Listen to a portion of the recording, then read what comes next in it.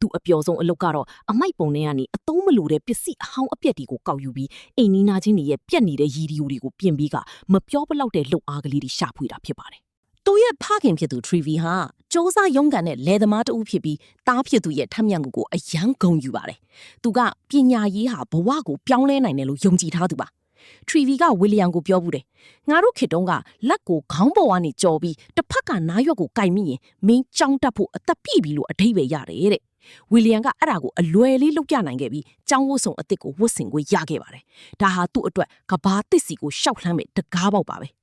ဒါပေမဲ့ကန်ဂျမာဆိုးရဲ့မိုးတိမ်တွေကတိတ်တဆိတ်ဆုယုံလာခဲ့ပါတယ်။အဲ့ဒီနှစ်မှာမိုးရာသီကနောက်ကျပြီးမှရောက်လာတဲ့အပြင်မိုးတန်းထန်စွာဆက်တက်ရွာသွန်းခဲ့ပါတယ်။ရေဒီယိုသတင်းတွေရအိမ်နီးချင်းမိုဇမ်ဘိနိုင်ငံမှာရေကြီးနေပြီလို့သိရတဲ့အတွက်ရွာကလူကြီးတွေစိုးရင်ပူပန်လာကြပါတယ်။ပိုဆိုးတာကကုမ္ပဏီကြီးတွေကဒီအခွင့်အရေးကိုအသုံးချပြီးရွာရဲ့တစ်တော်မီတွေကိုဈေးပေါပေါနဲ့လာဝယ်ကြတာပါပဲ။ဒီတစ်ပင်တွေဟာရေဘေးဒဏ်ကနေကာကွယ်ပြီးမဲ့နောက်ဆုံးအကာအကွယ်တိုင်းဖြစ်ပါတယ်။ငွေကြေးရဲ့ဆွဲဆောင်မှုအောက်မှာရွာသားတွေသဘောထားကွဲလွဲကုန်ကြပါတယ်။ဝီလီယံရဲ့ဝမ်းကွဲအကိုဂျာရီမိုင်ယာဟာဖခင်ဖြစ်သူရဲ့တားဆီးမှုကိုဂရုမစိုက်ပဲစာချုပ်မှာဦးဆောင်လက်မှတ်ထိုးခဲ့ပါတယ်။သူက Trivy ကိုညံကောင်းတဲ့လူတွေကဒီငရဲလိုနေရာကနေထွက်သွားကြတာပညာရေးအတွက်ပတ်စံဖြုံးမနေဘူးလို့လှောင်ပြောင်းခဲ့ပါတယ်။ Trivy မှာတားဆီးနိုင်စွာမရှိခဲ့ပါဘူး။သူတို့ရဲ့အင်ဂျီဟာကိုစောင့်ရှောက်ပေးခဲ့တဲ့တစ်ပင်ကြီးတွေစက်တန်တဝုန်းဝုန်းနဲ့လဲပြိုသွားတာကိုရင်နာနာနဲ့ပဲကြည့်နေခဲ့ရပါတယ်။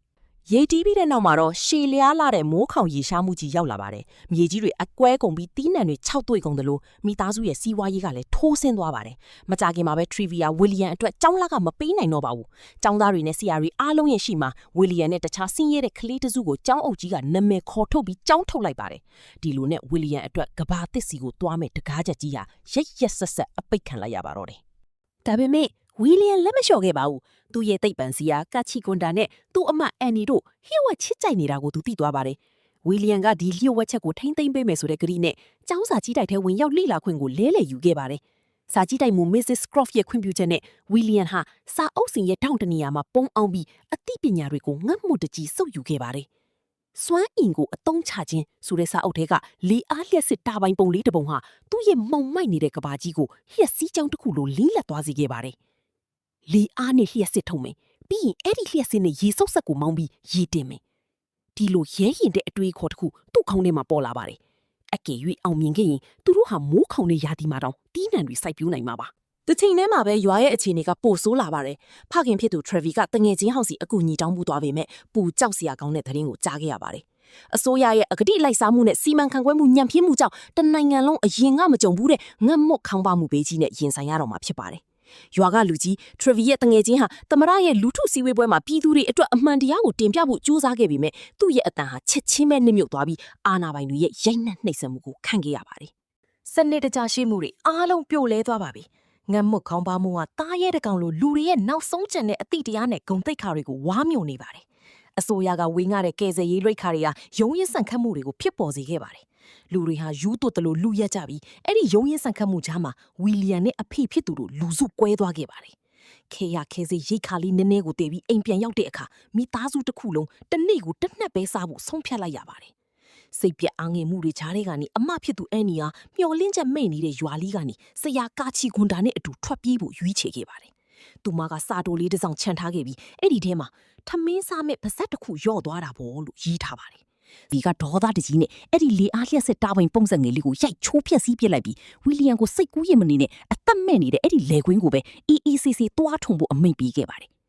ဝီလီယံရဲ့တငယ်ချင်းတွေကဒါကိုမကြည့်ရက်ပဲစပီးကိုခိုးယူပြီးကူညီဖို့စူးစမ်းခဲ့ကြပေမဲ့ Trivy ကသူတို့ကိုဓမြတွေလိုသဘောထားပြီးမောင်းထုတ်ခဲ့ပါတယ်အိမ်ကတကောင်နဲ့တော့ခွေလေးကွန်ဘာဟာအစာငတ်ပြီးတိတ်ဆုံးသွားခဲ့ပါတယ်။ဝီလီယံကဒီစကားမပြောနိုင်တဲ့တငယ်ချင်းကောင်းလေးကိုကိုယ်တိုင်မြေမြုပ်ပေးခဲ့ပါတယ်။ဇနီးဖြစ်သူရဲ့မိကုန်းတွေကလည်း Trivy ရဲ့နာကျင်နေတဲ့နှလုံးသားကိုဓာတ်နဲ့ထိုးသလိုဖြစ်စေခဲ့ပါတယ်။အဲ့ဒီညမှာတော့ Trivy ဟာတားဖြစ်သူရဲ့ဇွဲလုံလာနဲ့စက်တိုက်ဆုံးရှုံးမှုတွေရဲ့ရှိမှလုံးဝအုပ်ဆုံးပြိုလဲသွားပါတော့တယ်။သူကဝီလီယံကကွန်ဘာအတွက်လှုပ်ပေးထားတဲ့မြေပုံလေးပြီးမှထိုင်ပြီးတားဖြစ်သူကိုသူ့ရဲ့အားနေချက်နဲ့ကြာရှုံးမှုတွေကိုပထမဆုံးအကြိမ်ဖွင့်ဟပြောပြခဲ့ပါတယ်။သူ့အကူကသူ့ကိုမြေကွက်မပေးခဲ့တာဟာသူ့ကိုမယုံကြည်လို့ဖြစ်ကြောင်းအခုတော့သူ့အကူမှန်သွားပြီဖြစ်ကြောင်းဝန်ခံခဲ့ပါတယ်။ဒါပေမဲ့ဝီလီယံကအဖေဖြစ်သူကိုညင်ညင်သားသားလေးပြန်ပြောခဲ့ပါတယ်။မဟုတ်ဘူးအဖ